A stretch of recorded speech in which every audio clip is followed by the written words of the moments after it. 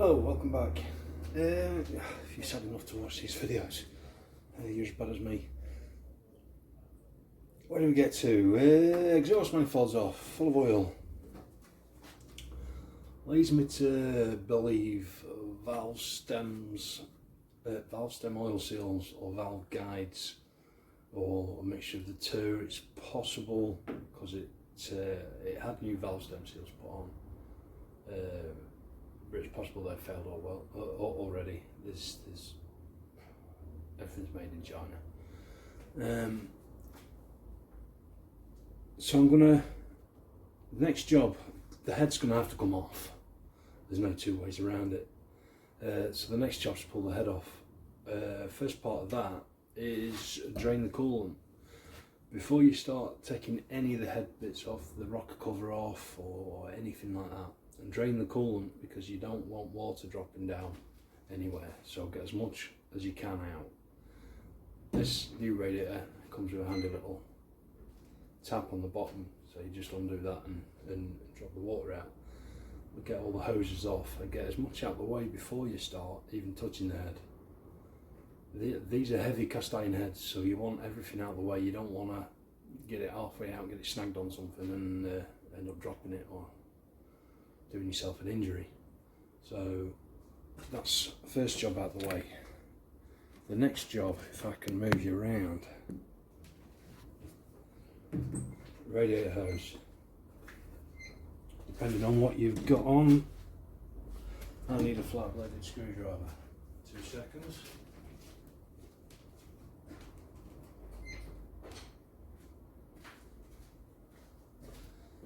Even after you've drained the radiator, there will still be water in here. So get all this off first. Gets it out of the way.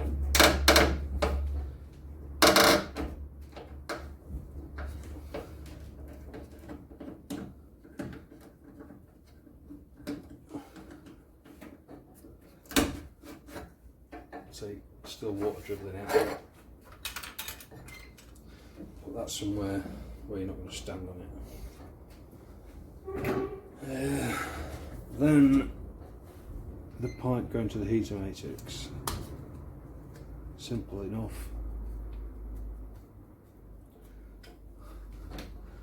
Little Jubilee clip on there. These normally stand up there. It's like an extension bit that comes up, but this one hasn't got it for some reason. I don't think it makes any real difference to it, other than it makes you don't have so much of a kink on that pipe, and it makes it a little bit more accessible. Pull that off of there. So you don't want to be taking the rocker cover off and just dribbling little bits of water down there, so it's easier to get it out of the way now. So take that clip off so I don't drop it. And undo that one at the far side, just in case you can't see. Probably still can't see.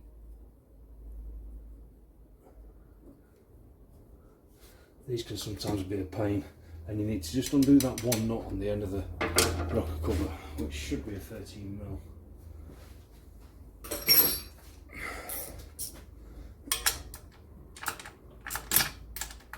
Or half an inch in old money. So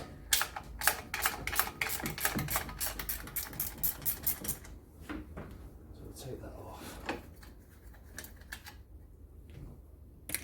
Put that there.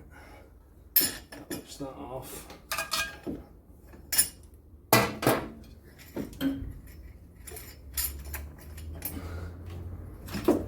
See, you're still dropping water everywhere.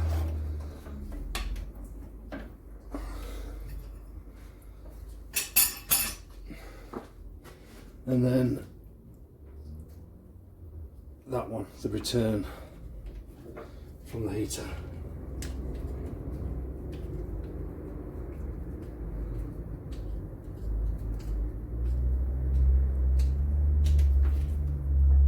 And pop.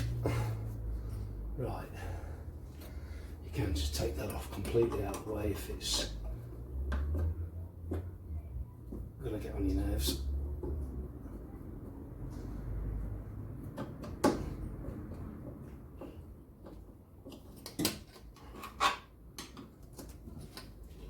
leverage. Try not to punch the fuel filter as it pops off the end. That's that off. Right. This cable for the heater control, we'll take that off. This has got a little 8mm.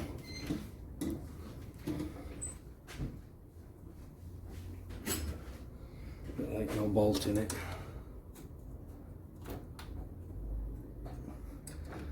These as well. If you can find an original, if you've got a good original one of these, don't be tempted to swap it for a new one, because they are terrible. The old ones, if you've got an original working one, there's just so much better. I mean, you can, you know, it's terrible. It's absolutely terrible. I think I'm going to have to buy a new one of them, because I don't think that's doing much of anything at all.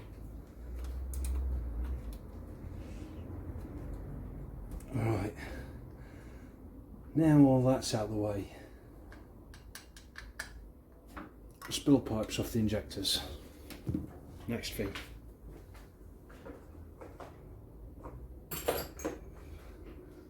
Which will be an 11mm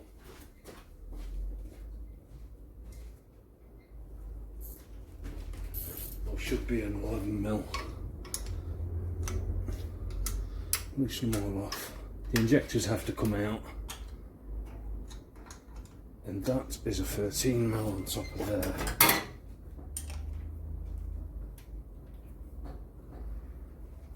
Well, it's actually not, it's a 14mm, but the 13 got it.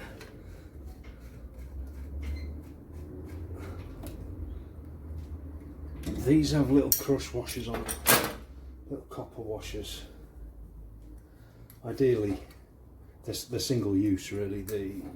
Ideally you want to put new ones on every single time. These are in really good shape, as they've not long since been replaced anyway. Like I said before, if you're sad enough to watch my other videos, it's only done 10 miles. If you are stuck in a bit of you're out in your Land Rover somewhere and you have to do some sort of work like this on the side of the road, you can heat them up, get them glowing red hot, absolutely glowing red hot, and then they'll crush down again. It makes them soft. Sorry, get them glowing red hot, and then quench them in cold water straight away. Right, that's the spilled pipe out of the way. Next is, if I unplug that, you might be able to see. Next job is the injector pipes. Don't be tempted just to undo one end and bend them out of the way. Undo both ends of each pipe. The high pressure lines, you don't want to stress them. You don't want a little fracture in them or something like that. You're driving down the road, all of a sudden it squirts diesel everywhere. So undo both ends. You can take them off completely, or some of these can be tight. I'll get around there so you can see it a bit better. If it's loose, if you're lucky, it might just drop down out of the way.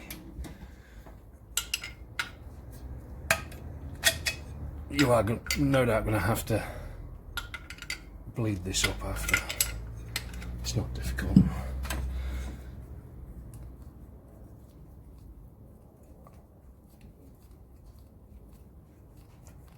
Oh, that one's tight. Right, so there's two more to do. I've got to loosen that one just under there. I'll take that spring out of the way. Loosen that one. There's two more to do. I'll come back when I've got them loose. Right, next job is injectors. These have to come out because you need to get to the head bolts underneath. So we'll pull them out. Now, 13mm nut on top. These ones aren't major tight.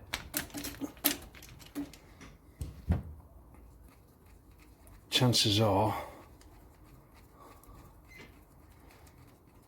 they'll just come straight out like that. Oh, mine will just come straight out anyway because they're new again. Ooh, it's a hot day today. And bam, you can see the oil on the end of the injector. It's not good. You will get covered in diesel. I would wear gloves normally, but because of COVID, you can't buy any anywhere. So I'm going caveman style of that. Right. It's very, yeah, it's definitely had some oil in there, or running really rich. So, right, number one. It's best practice as well to take these out and keep them in the order that they went in. It's not essential, like it would be with a modern car, but it's easier. You can keep track of what's what, then you can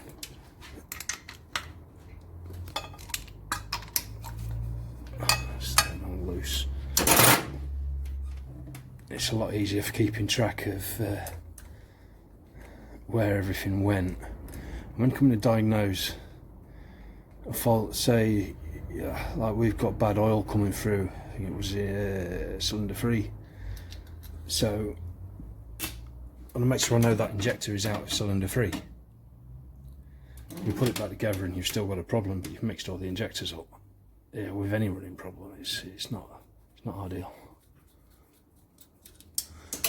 Oops, drop that knot on the floor. You might need to pry these a little bit if they've been stuck in there, or just tap them with a rubber mallet. That's 1 and 2. I will put these into a box shortly. They're not gonna live on the floor. Right, I'll get these last 2 out.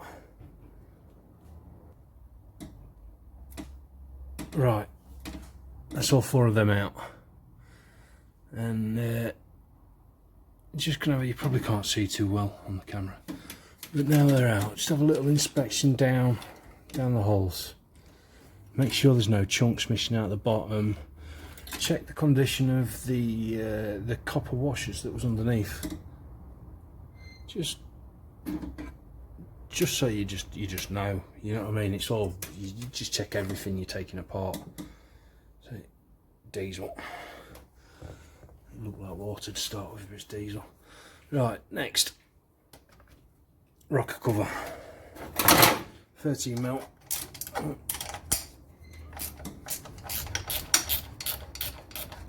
Simple enough. You can't go far wrong doing this bit.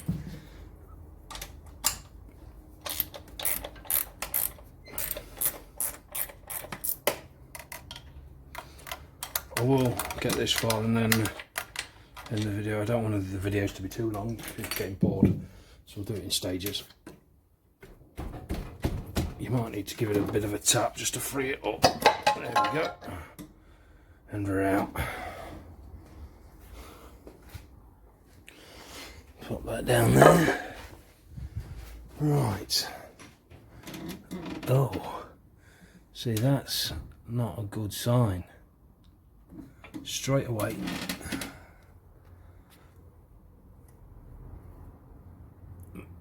Got some mayonnaise on there. See if I get in a bit of light. So there's water in there. There's definitely water in there. And you can see the signs of surface rust on the top.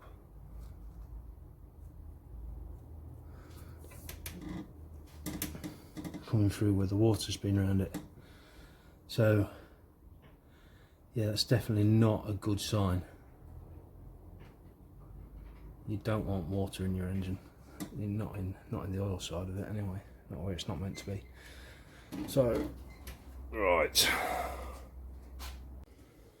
so I've discovered a few things now. there is a bit of water in there. Yeah. Don't know where that's come from. There doesn't look to be a lot. I've had a look in the dipstick, there's no signs of oil there. But the oil's going to have to come out, there's no two ways around that now. After taking the head off, I'd change the oil anyway. You don't know what bits you're going to drop down, bits of gasket and just general crud. So, but I tend to leave the oil in until you've got the head off, until you've got everything off that you're wanting to take off, until you're ready to put the new head gasket on and start replacing stuff. Because if you drop stuff down there, it sits in the oil, it lands in the oil, and then when you go to drop it out, it comes out with the oil. If you take the oil out first, it sits in the sump, you put your oil in there, it's still there. You have to flush it again. So I always leave the oil in until you've got everything apart, until you're ready to put it back together again, so you can flush everything out. So the next video will be removing the head and trying to figure out what's gone wrong, whether it's the head gasket. It's got a new composite head gasket on it. So whether that's failed, which I have had before, fitted gaskets, and mainly with the copper, the old style copper gaskets you can get. I've had that before where they've clamped down and they've split and cracked. Very rare. I haven't done it personally, I'll admit that, I haven't done it personally, but I've had people come to me, oh, I've fitted this gasket, what's gone wrong? So yeah, thanks for watching. Next video, if you're not bored stupid by now, is take the head off. See you soon.